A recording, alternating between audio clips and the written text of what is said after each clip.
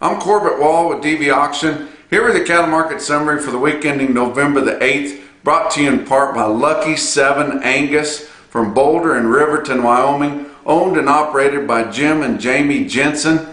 The Lucky 7 Angus Ranch is going to be featured on the American Rancher program on Monday night here on November the 11th at 9 o'clock Eastern on RFD TV. It will air again 2 more times. If you set your DVR, you can catch it then. Tuesday at 1 o'clock in the morning and Sunday at noon. All those times are Eastern.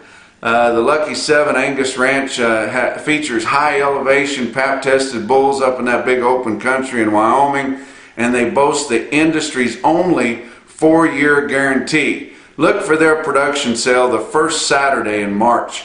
Lucky 7 Angus. It's Veterans Day, guys, and I tell you what, it's something to take notice of, whether you do anything special or maybe just spend some time pondering on it and start thinking about some of the veterans that you know, and think about all the ones all the way back to the Revolutionary War that fought so we can enjoy all the things that we do here in this country, all the freedoms that we enjoy. It seems like it's been too long since people have really reflected on that, and you see now you talk about these people that are pushing socialism. It would make our founding fathers roll over in their grave. But none of this would have happened if we haven't had veterans that fought for our country, and many of them laid down their lives or were terribly inconvenienced one way or the other, and it impacted their lives forever. But sit and think about all those people, especially the ones that they know. Just off the top of my head, I'm thinking about both of my grandfathers served during the World War II. Cordell Wall, I've talked about him before, ended up building the first and only steel cell barn in Clayton, New Mexico. My other grandfather I don't talk about a lot on my mother's side. His name was Wallace Bebb, and he worked the ranch his whole life that his grandfather homesteaded there in northeastern New Mexico, and was just a cowboy, I tell you what. And both of those men I think a lot of, and they served their country back in the day whenever they were called to do so.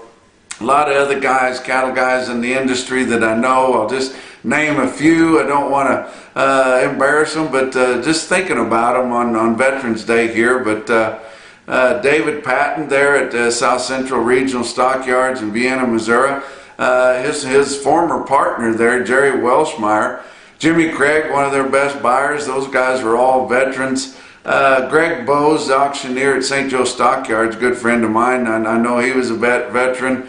A guy that I used to work with for a long time and think a lot of. He's now a fat cattle buyer and works with producers of Omaha. But Roger Parker from Mexico, Missouri, he's a veteran. He served during Vietnam War. My good old friend from over in the edge of Kansas, Elwood, Kansas there, Gene King, old cattle trader. He was my order buyer too, and just turned 88 years old here this fall. But I tell you what, he was a veteran and a really good guy. But I do want to mention one in particular, a friend of mine from the town of Northeast Maryland, and he was a veal calf trader.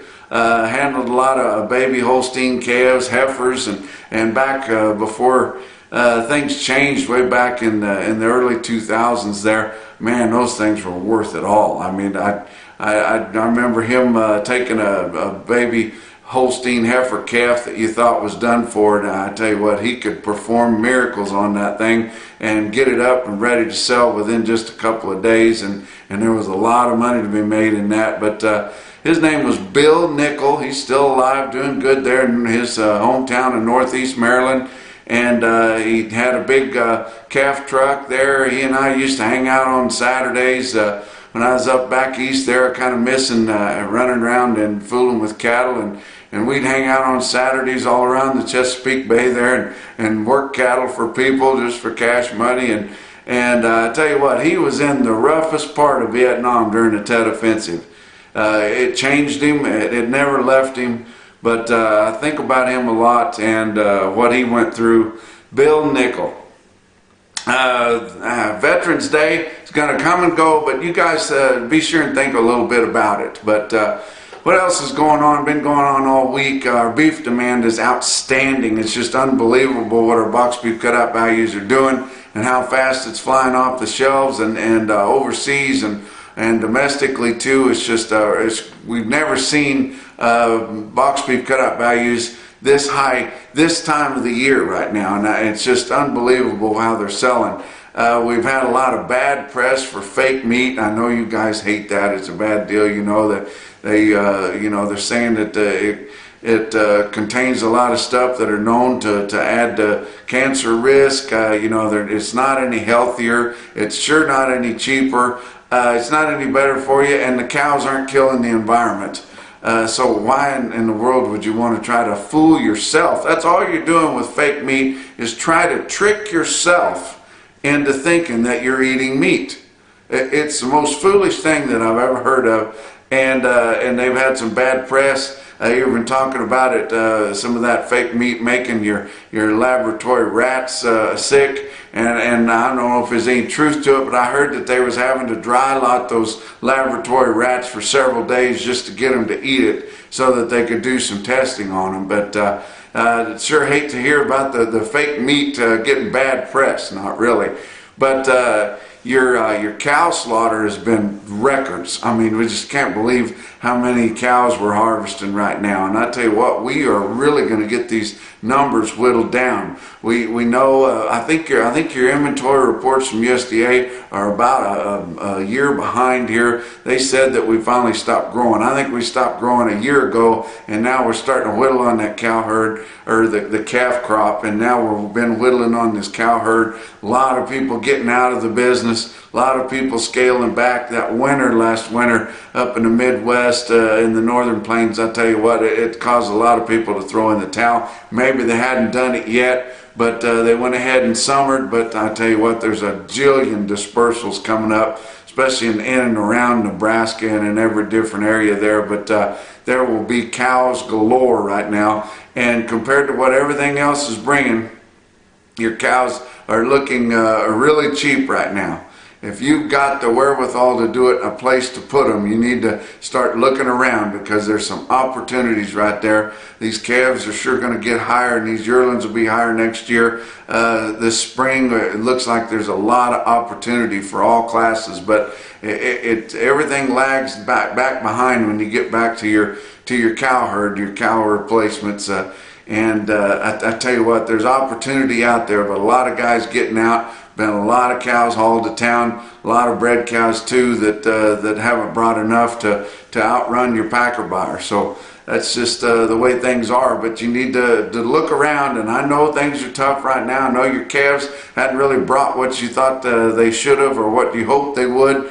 But there's still opportunity out there. If this is what you want to do to make a living, then you better re-up. Our weather has gotten more consistently colder.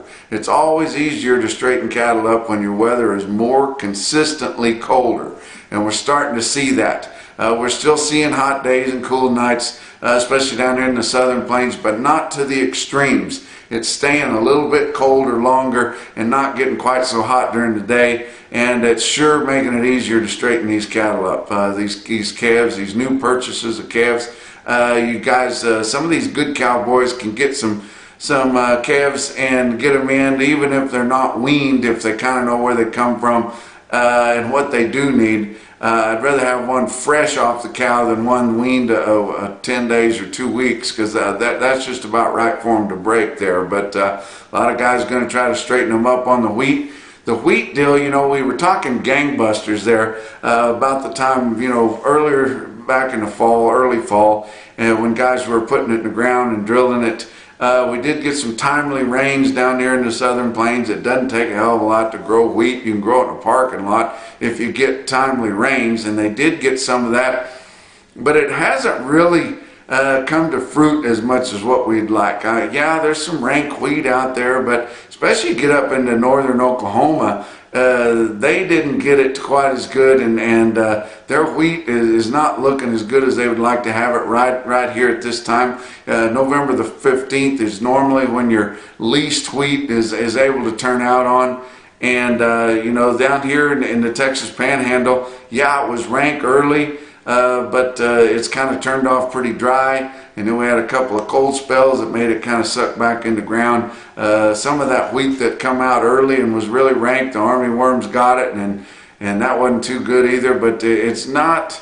It seems like that wheat deal is just, it's always for naught. You know, if you have some wheat, the weather gets you. If you don't, if everything else works right, then the market gets you. It's always something on that wheat. It is tough. I mean, if you have some there handy to turn out on, and then you can kind of supplemental feed them too, if that's what you want to do, those deals work pretty good.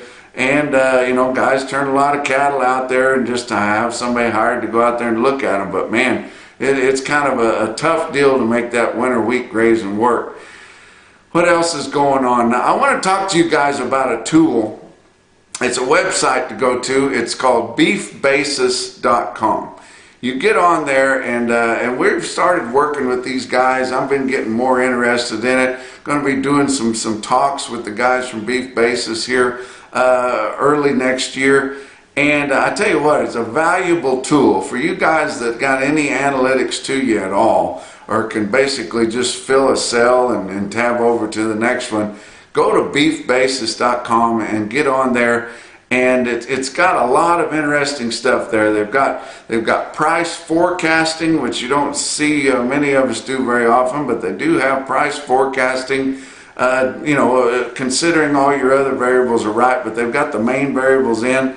They've got basis maps, marketing strategies, hedging analysis. They've got a ration calculator there. If you guys are, and I've talked to guys here that are always kind of looking to see how to do that. They've got a ration calculator there. You can plug in your own values and your own commodities there and balance out a ration.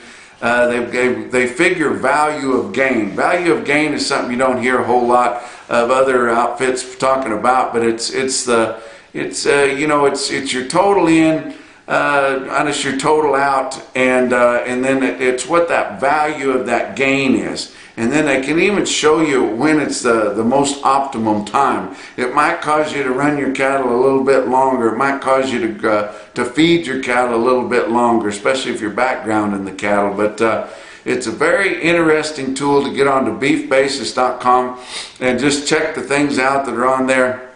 You see this chart here that I pulled up. This chart shows you the disparage that your expected price is from what's actually selling right there. And I was talking about this with one of the developers there, and we were seeing so far this fall, we're seeing that your heavier weight cattle are bringing a little bit more than what the forecasted price for them was.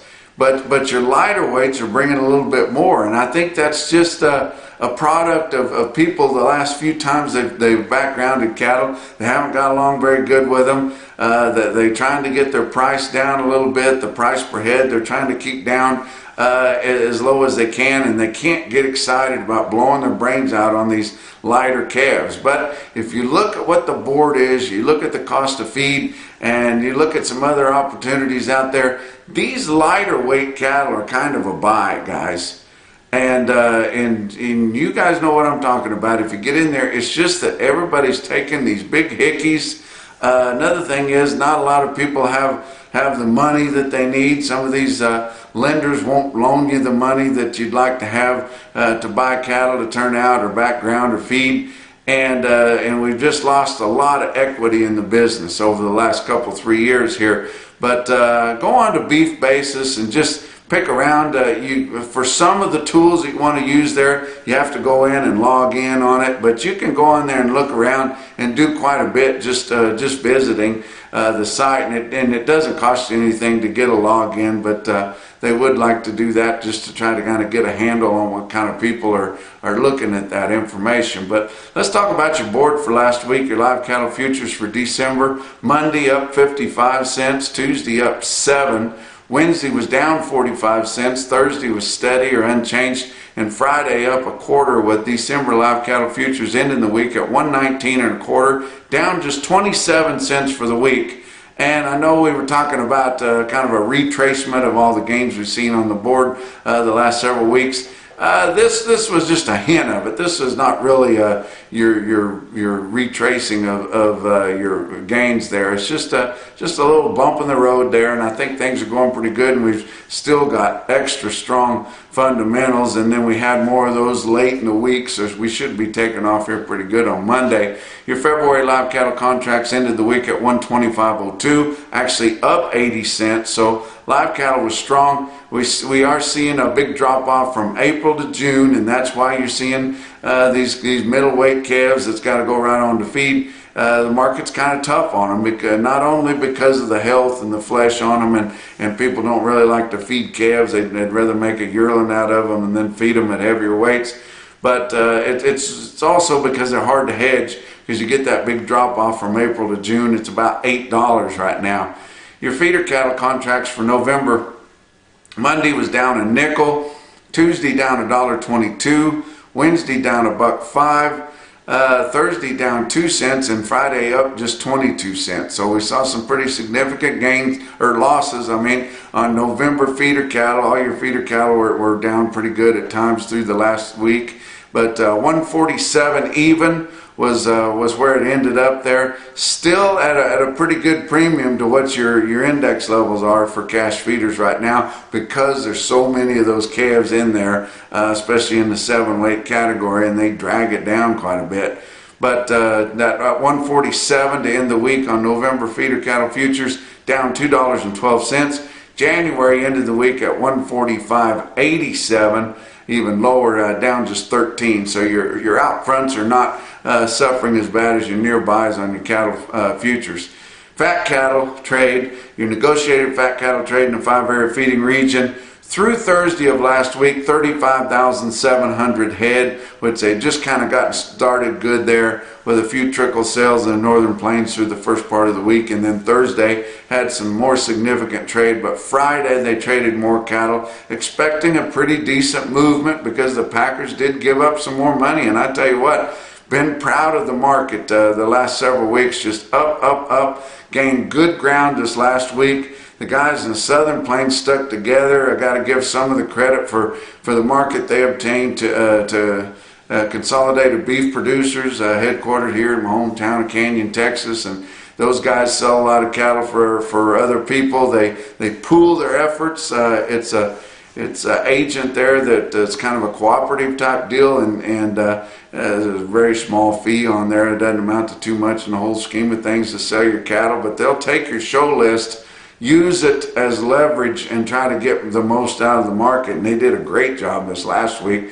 But your live sales in the 5-area feeding region on steers was 114 to 116, heifers too, of course. But your weighted average on live steers through Thursday was 114.16, but it got a lot better than that, and we'll talk about that in your Friday trade. But the only thing we have confirmed right now is through Thursday, where your dress sales range from 177 to 182, mostly 181 to 182, and your weighted average on dress steers at 181.41.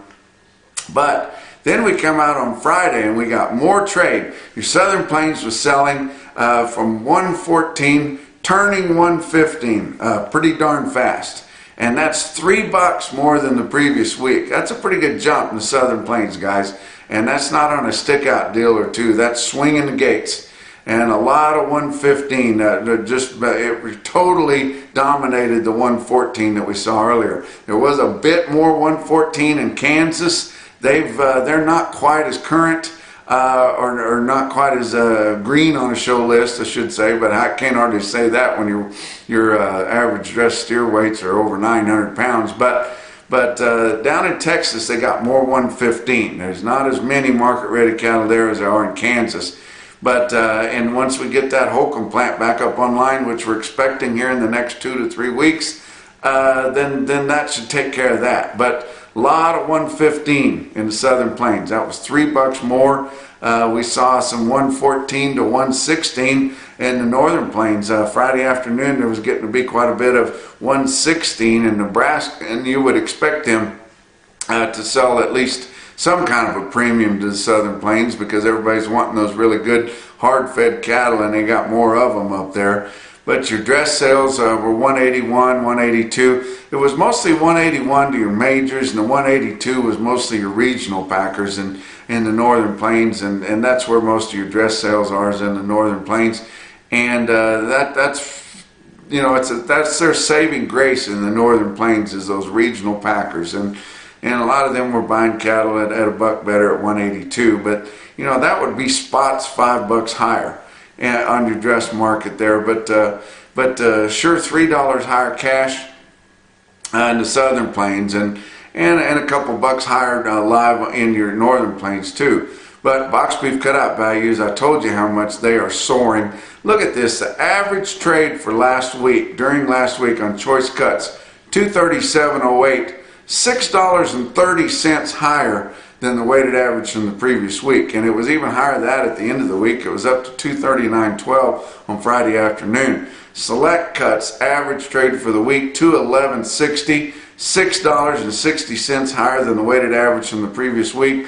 Ending the week with selects at $213.26, even higher than that. And now, even though we still have a big choice select spread, it doesn't seem so much in comparison to how high these values are getting. $25.48 on the choice select spread, a more moderate movement as those guys, even though they need some of that product for the holiday parties and things that will be coming up down the road here, those prices are starting to make them pull back a little bit, and a more moderate movement of 566 loads of cuts, grinds, and trimmings. Let's talk about your feeder cattle markets. Your real-time index on Cattle Market Central ended the week at 144.96, down just 34 cents for the week. Now I'm going to tell you that your sales, your auctions, and your market was quite a bit higher. But that real-time index, you just have to think about it. We went from having a lot of hard, long-tailed, tough yearlings in those index values, both your CME cash feeder cattle index and your real-time index. They're figured the same. But you know, you went from having a lot of yearlings in there, and we've pretty much washed those all away, because there's just not any hard old school yearlings left out there anymore. It's mostly all calves, and they're getting bigger all the time, and a lot of them are getting up into the 7s, and a lot of them up into the 8s, and that's just going to pull those index levels down.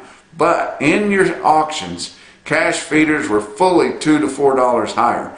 Good sales everywhere, and that 2 to 4 higher was right in the face of heavy receipts. We had, according to USDA Market News, the second highest receipt volume this year, second only to the first full week of the year after they'd been shut down for 2 weeks due to the holidays.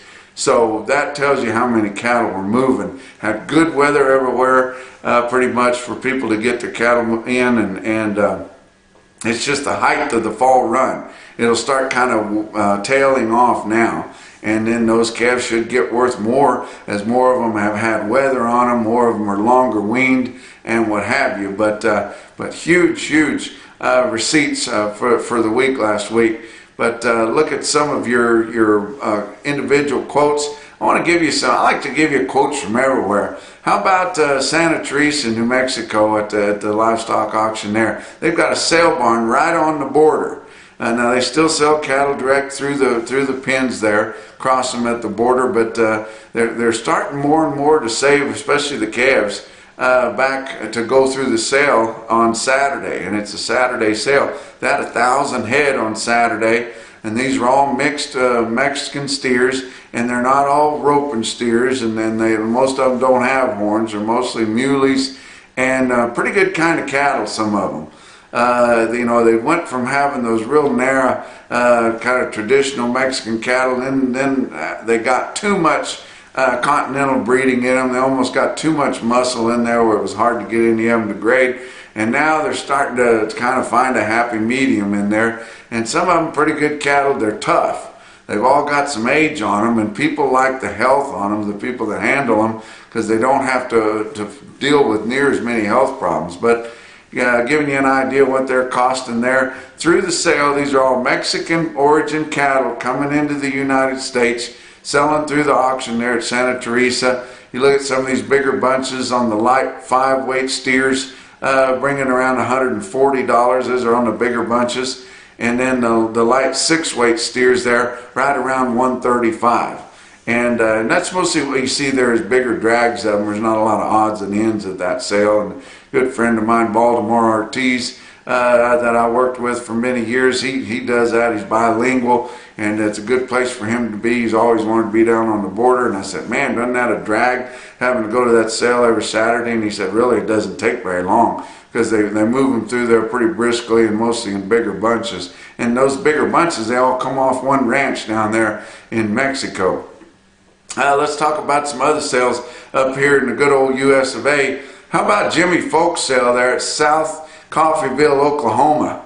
Man, did they have a sale. Didn't see this one coming on Friday. They had some of the best quotes that we saw all week on calves and yearlings right there at South Coffeyville. Look at this big string of light calves, 100 head of them, weighed 450 pounds through the ring at South Coffeyville, 188 and a quarter. Wow, that's pretty darn good. And then a big slug of 800-pound steers right on the button. 130 head of them weighed 800 pounds at 152 and a quarter. And then on Saturday at Fort Scott, Kansas, Fort Scott Livestock, 61 head of 832-pound steers, 153.35. That's a look at your week's markets from a home DV auction office here in Canyon, Texas. We'll talk to you next week.